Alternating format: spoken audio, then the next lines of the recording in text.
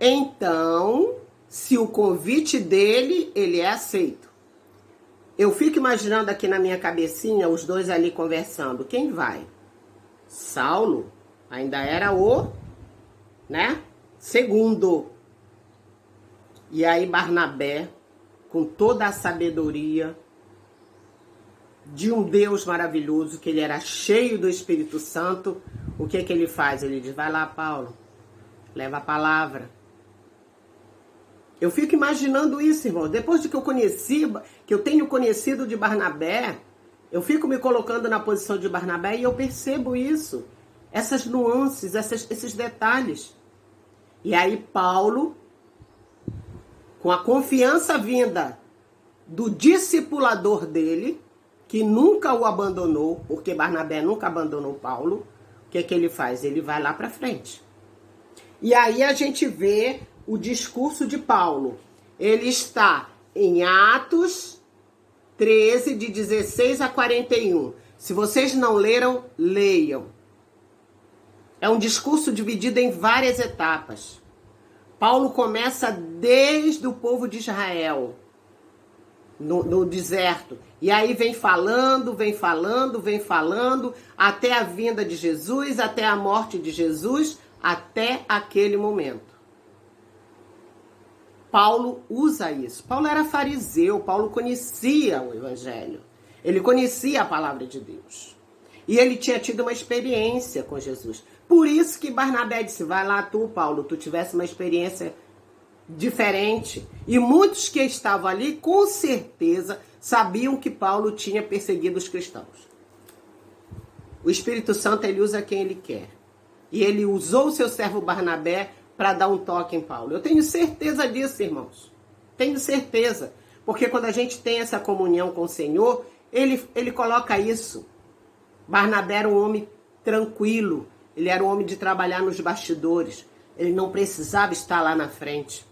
Muitos de nós queremos aparecer, queremos luzes. E não é isso que Deus quer. Deus nos quer cooperando, estando junto, trabalhando em equipe. A gente vê essa equipe, Barnabé e Paulo aí trabalhando. Barnabé era um homem muito mais antigo, mas nunca se deixou levar pela soberba. Ele sabia que Paulo precisava prosseguir. E ele era um discipulador, ele iria para outros lugares discipular. Olha só que mente, que homem de Deus que eu tenho aprendido com esse homem. Coisas que têm mudado a minha vida e eu espero que esteja mudando a vida de vocês.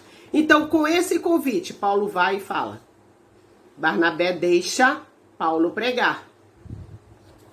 O povo ama. Se vocês lerem aqui, vocês vão ver isso.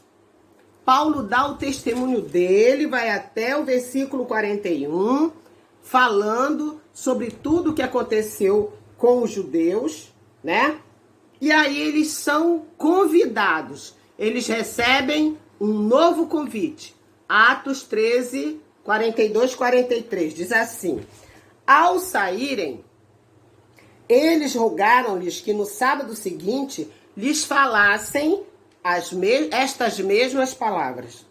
Despedida a sinagoga, muitos dos judeus e dos prosélitos piedosos seguiram Paulo e Barnabé.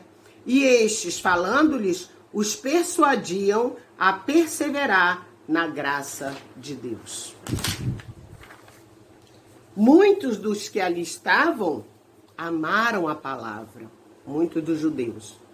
Mas, como sempre, em todos os lugares, tem sempre aqueles que não estão na mesma sintonia.